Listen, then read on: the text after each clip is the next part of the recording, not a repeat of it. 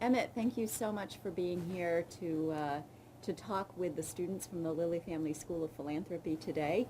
I'm wondering if you could just start out by telling me a little bit about yourself, about your background and how you got into the field of philanthropy and specifically working in foundations. Well, I did my undergraduate work in economics at Morehouse College in Atlanta. I did my master's and PhD at the Woodrow Wilson School at Princeton University, and I was drawn into philanthropy by the Ford Foundation early in my career. First working with youth programs in the Black church, but then moving to be their principal program officer for philanthropy, and did that for several years. I was recruited to the Minneapolis Foundation, where I served as CEO for about 13 years, and for the last 9 years I've been CEO of Silicon Valley Community Foundation in Silicon Valley, California. Could you tell us a little bit about Silicon Valley Community Foundation? I know this is a rather unique community foundation in the field of community philanthropy. Well, Silicon Valley Community Foundation is dedicated to working with donors to solve the most challenging problems in our region, across the nation, and around the world. And when we say donors, we mean not only individuals and families, but we also work with over 100 corporations in helping them with their philanthropy, both locally and around the world. We are proud today to be the largest community foundation in the world. We have some $6.5 billion in assets as of year-end December 2014. Last year, we distributed $474 million to 54 countries around the world. Emmett, you mentioned that Silicon Valley Community Foundation makes grants in 54 countries around the world. This is rather unique for community foundations. Most community foundations tend to grant in their particular locality, in the community in which they're located. How does Silicon Valley define community? Yeah. Well, we define community as being relative. So when we merged 9 years ago, effectively our board said for some donors, community is neighborhood. For some, it's region. For some, it's the nation. And for some, it's the world. If you think about Silicon Valley, you can't find it on a map of the United States. And yet people around the world routinely refer to Silicon Valley. There's no mayor, there's no government, and yet it exists. You also look at Northern California, we're a place of immigrants. People are coming from across the nation and around the world and locating there. So it shouldn't be surprising that in a global economy, in a place where people have come from someplace else, they see community as being elastic, in Paul Ivasaka's words.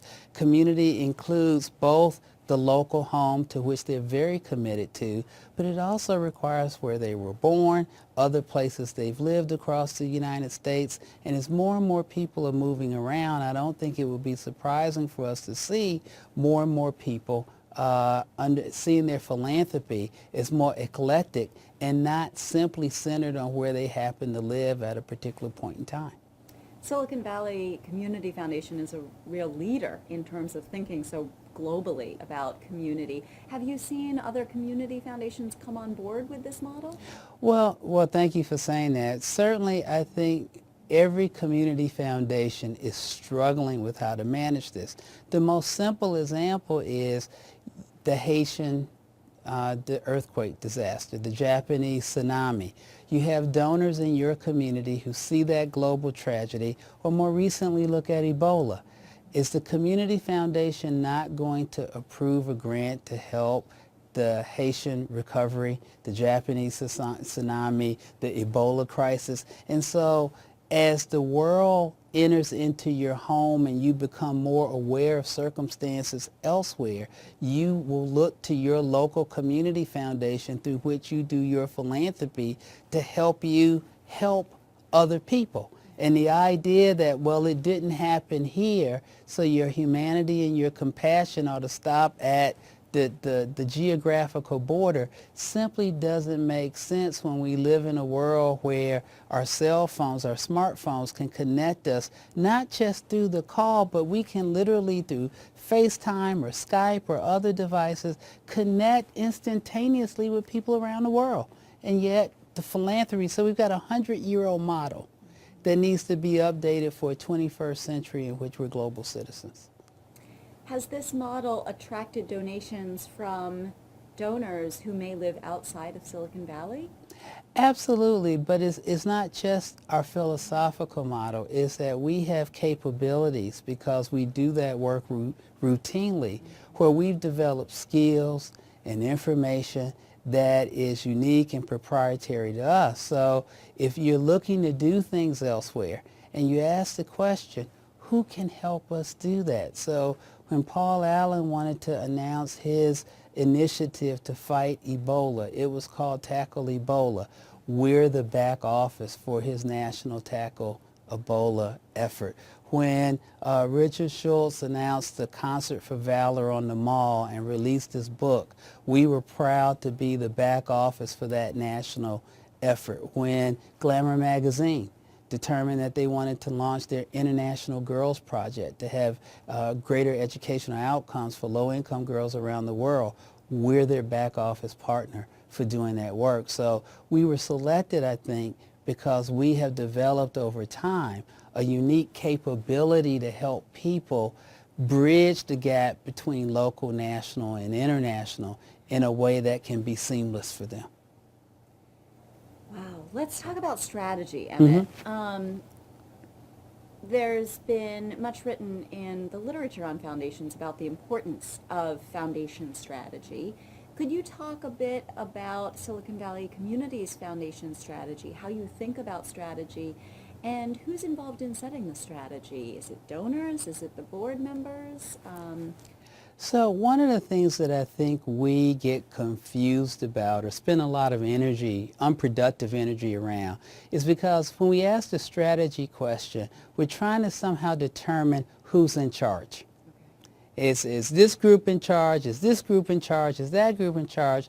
And it's more like gumbo, right? If you think about gumbo, everybody has a role. If you don't have the shrimp in the gumbo, if you don't have the chicken in the gumbo, if you don't put rice on, it's not really gumbo. So you need all of the pieces to make gumbo work.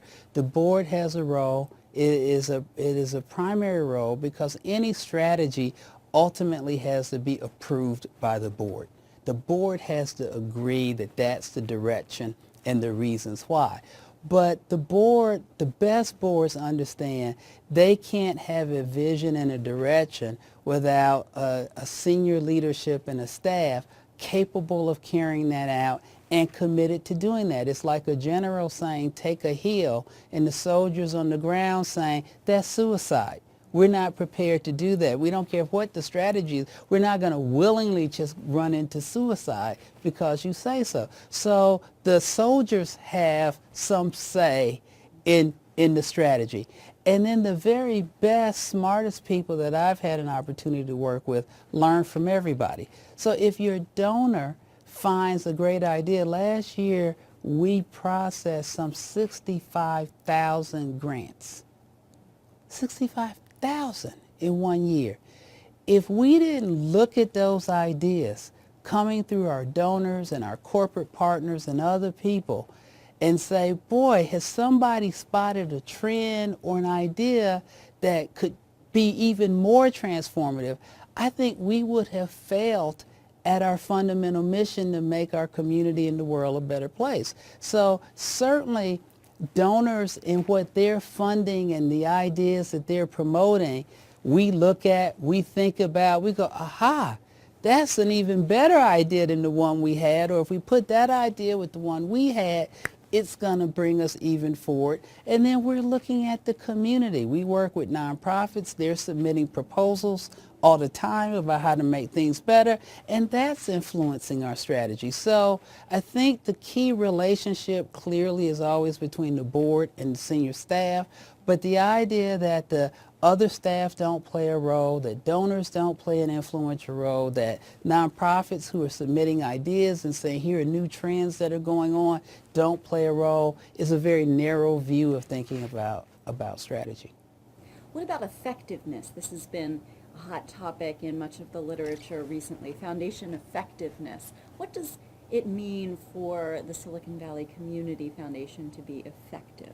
Well, we have different grants and different programmatic activities which have different measures of effectiveness. So we work a lot in early childhood literacy, and we're trying to get, in our community, believe it or not, some 46% of third graders do not read at a proficient level, believe it or not, in Silicon Valley, the high-tech capital of the world.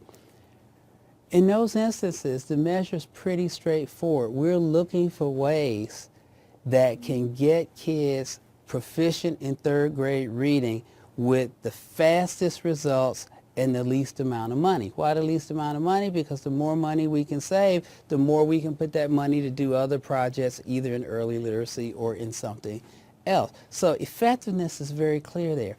But how do you build community consensus?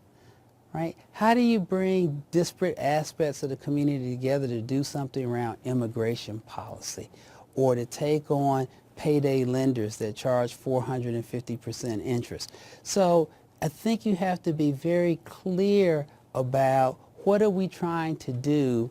Is success that we got a room full of people from nonprofits, business, religious, and other segments for public officials into a room, and that's how we determine getting them in the room and discussing it and agreeing to continue to work a problem?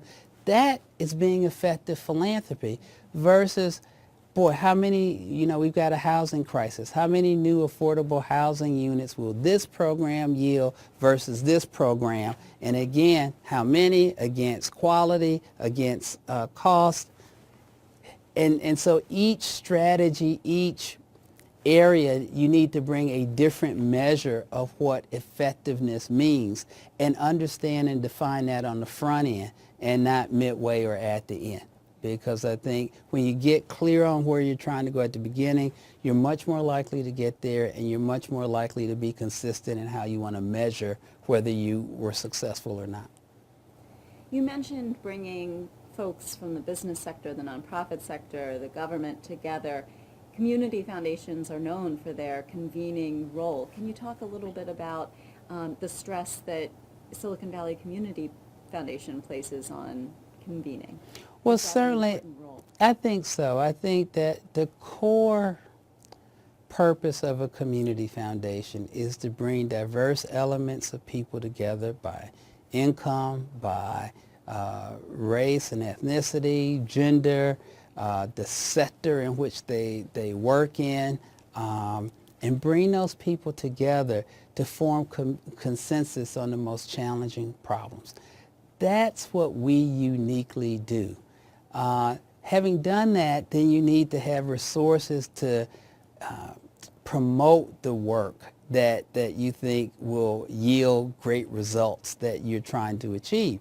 And I think that along the way, we have sometimes forgotten that our highest purpose is being a credible source of information, a credible leader in gathering people, and then once in gathering those people, leading folk to action. We are not neutral conveners, right? Neutral is very close to being neutered, right? Nobody wants to be part of a neutral organization. We have points of view, but there ought to be points of view that come out of a nuanced dialogue with others and good, solid, factual information. And then we ought to drive and lead for change in the areas that we've determined. Can you talk a little bit more about what it means to have a point of view? Well, take any issue you want, payday lending, for example. Our board, after considering that payday lenders can charge the poorest members of our community, who happen to be more often black and brown residents, up to 450% interest. Now, it's legal to do it. But is it right to do it? Does it strengthen the community to do it? We take a position that that's not right. We take a position that and we're proud that California has a driver's license program for undocumented immigrants. That's a value proposition that is better for these individuals to have a driver's license. It's better for these individuals to be inoculated and for their kids to go to school. Those are value propositions that we take on, having thoroughly researched those areas. And in Silicon Valley, black and brown kids who have passed the 8th grade math standardized test are being asked disproportionately to repeat the course in 9th grade, having passed. We think that's wrong when kids have performed. It's been independently evaluated, and sadly, we're having to push for a state law that says kids should be placed correctly in the next class depending on how they did on standardized tests. It's a value judgment. That's a leadership judgment. And so those and other ways that I could talk about, we first start with information. We're working on human trafficking in Silicon Valley. It's not something that's happening over there. It's happening over here. But you first research, you get the facts, you convene people so they have an opportunity to challenge your facts and to add to your facts. And then having done that, you build a consensus that this is an important problem that affects our community. And then you lead, and that's when the grants become important. That's when the public voice becomes important. You mentioned that one of your unique strengths is being a non-neutral convener and leader. Could you talk a little bit more generally about the opportunities and also the challenges that community foundations uniquely face? Well, I think there are some false challenges that people put up. And the false challenge has to do with if I take on really tough, problematic issues, somehow that will be offensive to some donor potentially, and therefore we won't be able to raise resources. And in almost 23 years of being a CEO now, I've never found that to be true. I have found that when you're taking on difficult problems that are fact-based, you can sit down. So when we're sort of going after some segments of the banking community with the payday lending issue. But when I sit down with some of my most conservative donors and they hear that 450% interest is being charged, not one of them has said, you shouldn't take on that issue. They have said, that's outrageous. That's horrible. When I say kids are being misplaced in math, they say, that's not right.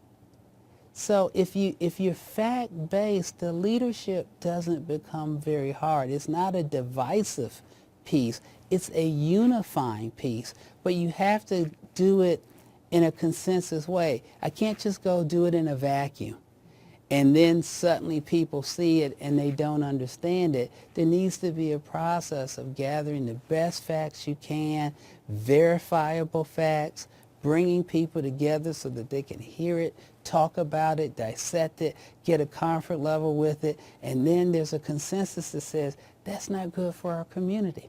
With that, you can then take leadership that is broadly supported, I have found, rather than, well, we did all those steps, but we never involved anyone else. Well, why are they doing that? How did they come up with that? Why is that good for us? As opposed to a process in which everybody may not agree at the end.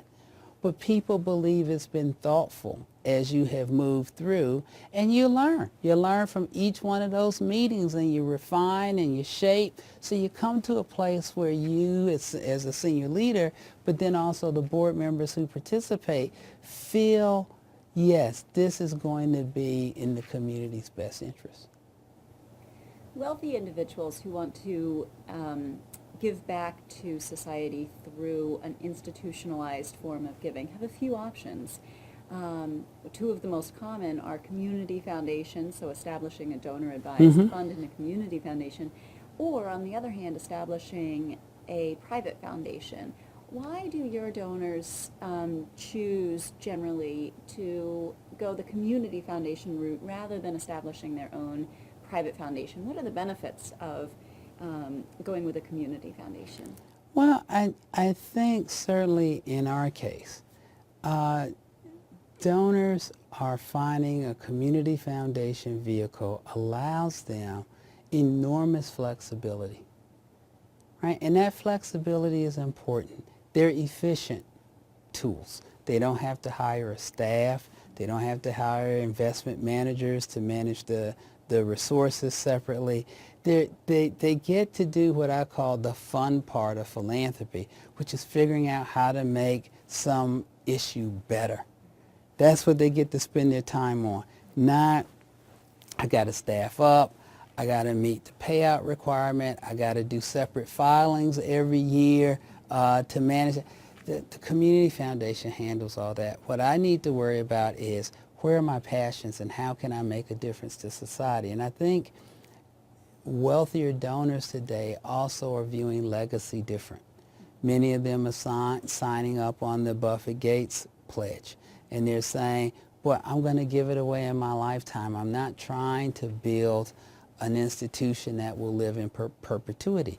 I'm not saying there's anything wrong with people who want to do that. I'm simply saying I think that as younger donors in particular are weighing the two options, they're saying, boy, if I want something to last in perpetuity, that's the model. If I want something that enables me to spend out and it's low cost and it's effective, and particularly when you tell me in the case of Silicon Valley Community Foundation, I can do it locally, nationally, and around the world, and come into relationship with other people in learning about those issues. So we have a donor circle for the environment. We have a donor circle for the arts. We have a donor circle for Africa.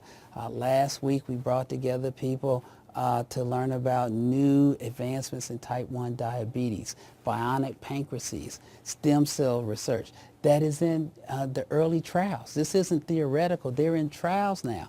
And we met with the State Department with our donors on current progress on Ebola.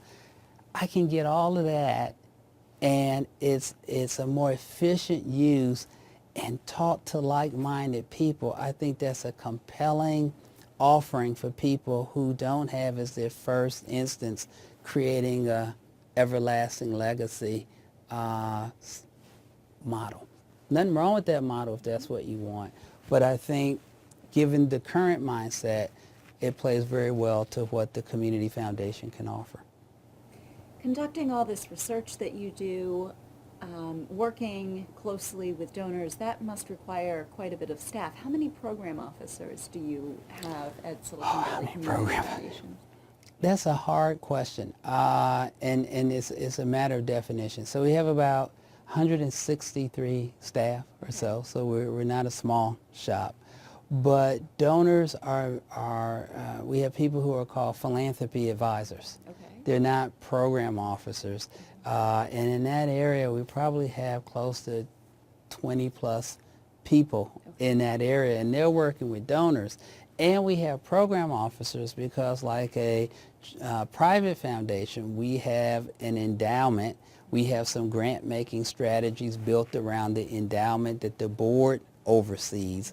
And those folk are program officers. And then we have corporate advisors, and they work with our corporations in their philanthropy. And so they're managing proposals that go into the corporations and strategic planning. So when you say program officers for us, that's really our unrestricted traditional grant making. Then we have our philanthropy advisors, and they're working with the donors and their interests, and then we have the corporate advisors, and they're advising the corporations. And if you add all of those up, you've probably got 60 to 70 people. So you've hired a lot of staff. What do you look for? A number of our students here at the Lilly Family School of Philanthropy aspire to be program officers, or perhaps philanthropic advisors someday, or corporate even, advisors, or corporate advisors, or even CEOs of the foundation. When you hire staff, what skills, what traits, what sorts of backgrounds do you look for? Is there an ideal profile for a program officer, or does that really vary? It really varies. It's not an ideal profile.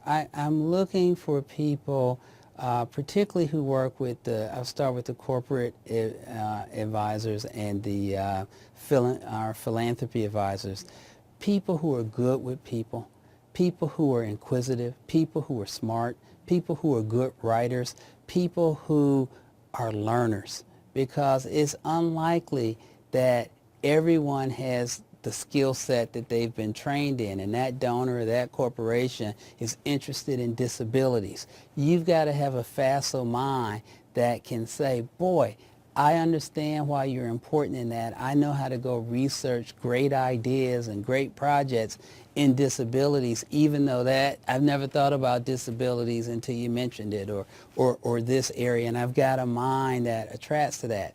With regard to the traditional program officer role, where it's around the unrestricted endowment, I do think foundations tend to look for people in those areas. So if you've got an educational grant-making strategy, then you tend to look for somebody who's less of a generalist and more of an expert in education or immigration, because you're going to make long-term bets and you want someone who comes with a background in those areas. So less of a generalist, more of a specialty, but then it's hard to sort of pick a foundation against that. So I think you need to figure out your area, have that in your back pocket, but never give up being a learner, having an inquisitive mind, good critical thinking skills, and phenomenal interpersonal skills and strong writing skills are a must. Well, Emmett, thank you so much for Thank talking you. with us today. This has been incredibly informative, and I know that the students will really be glad to hear from you. Thank you very much.